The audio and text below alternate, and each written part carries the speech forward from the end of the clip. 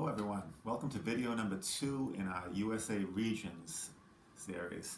Okay, we did a little bit of work in the last video in the Northeast, and today we're going to look at the Southeast region.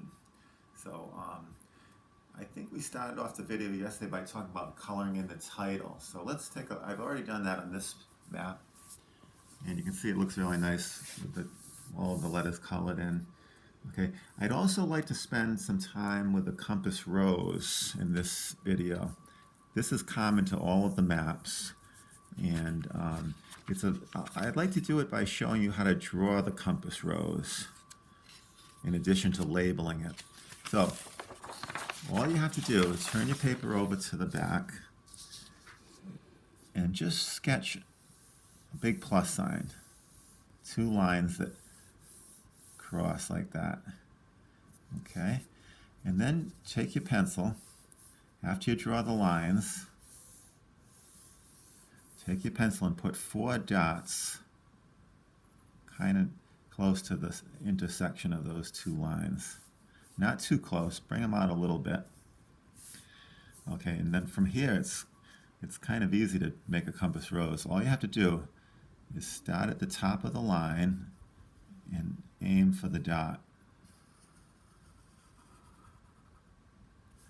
Okay, same thing on the other side. So you have like a little point sticking up. Okay, now we can do the opposite side. Well, if you want to go to the dot down to the end of the line like that, that works too. Okay, that gives you 2 points. Now I'm going to aim for the side like this.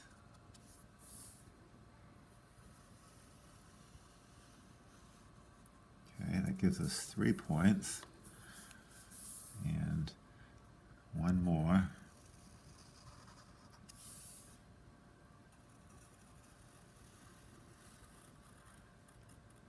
Okay, I missed by a little bit. That's okay though.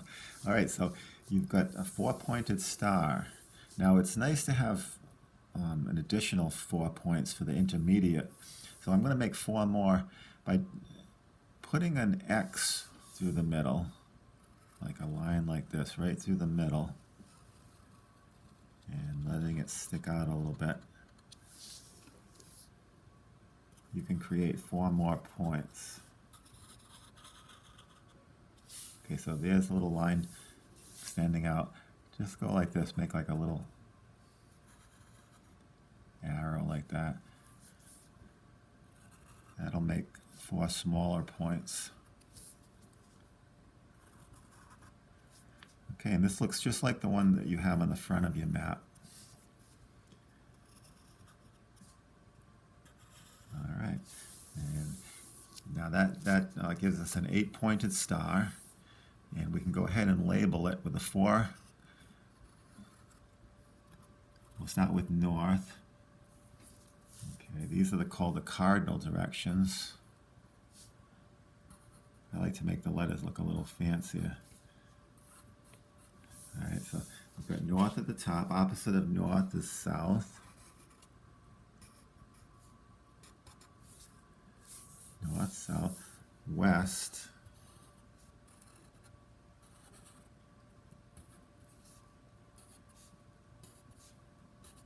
And east.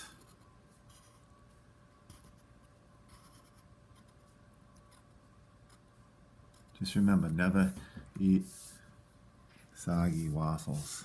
Okay, and then you've got the intermediate directions. In between north and east would be N-E, northeast. Okay, opposite. I'll put those little decorative serifs on there. The opposite of northeast would be southwest.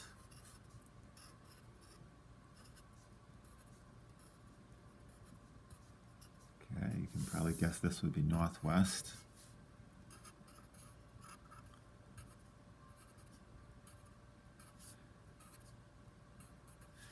And opposite of northwest would be southeast. These are called the intermediate directions. Now later on when you have some more time, you can color in your compass rose, and I'll show you what mine look like colored in later. But okay, let's go back to the front of the map. So you can go ahead and label the compass rose. I'm right about here would be a good place to do that. You can do that later on. I'd like to look at the map and show you a few things I've done. I've labeled a few of the easy states so far, well, a couple anyway. Georgia was an easy state to label, plenty of room. Same thing with the capital, Atlanta. Alabama fit pretty easily. And just above the star, you can see I'm using a red for the capital symbol. I wrote Montgomery. Okay, this one was a little bit more challenging, I thought. So West Virginia, I had to put it on 2 lines. Okay, and then I put Charleston just below the star. I'm going to color that star in. We're going to talk about the compass rose probably in the, one of the upcoming videos. We're going to talk about the map key, and we'll get into some of our other symbols. But you can see now that I've got West Virginia labeled, I can put in a couple more of these mountain symbols. I started putting the Appalachian Mountains in. Sometimes it's better to label first before you start putting some of the mountains in. Okay. Another state that's a little bit challenging is right here would be Maryland. Now, if your school studies Maryland as part of the Southeast, and Delaware as well, you should label these 2 states. And I used a leader line.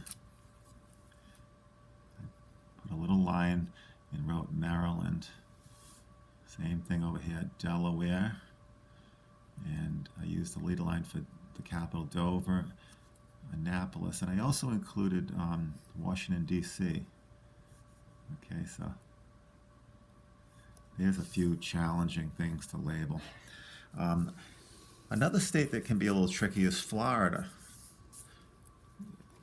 You could write it across, which is what I always try to write it nice and level if possible, but in this case, you'd have to kind of squeeze it in too much. So on this one, I like to kind of follow the shape of that peninsula. That's a classic peninsula, 3-sided piece of land with water on 3 sides. And I'm going to write the name of the state kind of following the shape of the land. Capital letters.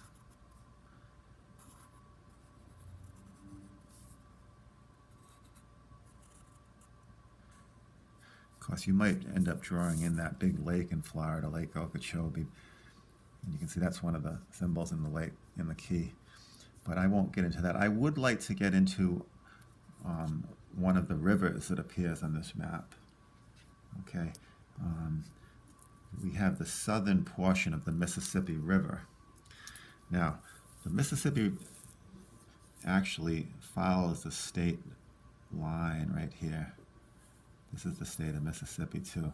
Okay, so let me just take my blue and I'll just kind of follow it. I'll just kind of give it a little edging of blue right here to make that river stand out. You may be adding additional rivers too, but I just wanted to show you this one. This is the largest river in the United States, so I'm sure your teacher will want to add this to the map. Now, it's easy up to this point because it just follows the state lines. It's called a natural, sort of a natural boundary. Kind of a natural physical feature that creates the boundary. Now, it kind of leaves the state boundary right about here, and you can see I've sketched in a little sort of a squiggly line running right down to the capital, and then all the way down to where this is called the Mississippi Delta, where the Mississippi enters into the Gulf of Mexico. So just sketch that little line in there. This is the southernmost part of the Mississippi. And then you can go over it with a blue. It's got a little bit of a squiggly shape to it. So you might branch out a little bit too if you want to make a couple little branches in the southern part of that. I think I'll go ahead and show you how to label that river. It might be nice right along this side. M-I-S-S-I. I'm going to sort of space the letters out. S-I-P-P-I.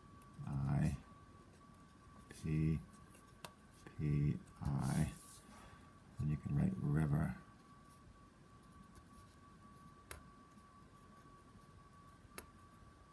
Of course, that river will be shown in the states above, to the north of this region. Okay, so there's your Mississippi River. Okay, and we can color that little star. All right, let me show you this map with a little bit more work done to it. Okay, because I've finished one of other maps, and I'll show you what it looks like when you've got all of the states labeled. The only one that was a little challenging was Mississippi. A little bit tight to fit it in there, but I think you can squeeze it in pretty good. And of course, there's two big bodies of water on this map. We have the Atlantic Ocean on the eastern seaboard here. I wrote Atlantic above the map key, and then I wrote Ocean below the map key. Oh, I also colored in mascot, Professor Earthworm. You can color, he appears on all of the maps too. All right, we mentioned the Gulf of Mexico as well. You can label that large body of water, and you can see how that little edging of blue along the coastline really makes the water stand out. I've shaded it all along the whole expanse of that coastline. Okay. Oh, another thing I did was I added the southernmost, I think we did it, we put in some of the mountain symbols, and you can see I've colored them in on this version. Those are the Appalachian Mountains. Okay. So if you want to pause the video and use this as your reference, if you're working individually or with your class, you can stop the video here and take a look at all the capitals and state names, or you can do the research little by little on your own. Okay, so I'll let you decide how you want to do that. You can work on it with the video, or you can do a little bit of research with your atlas or whatever reference you're using. Okay, well, that's 2 regions down, and we'll probably get to the Midwest in our next video. Thank you.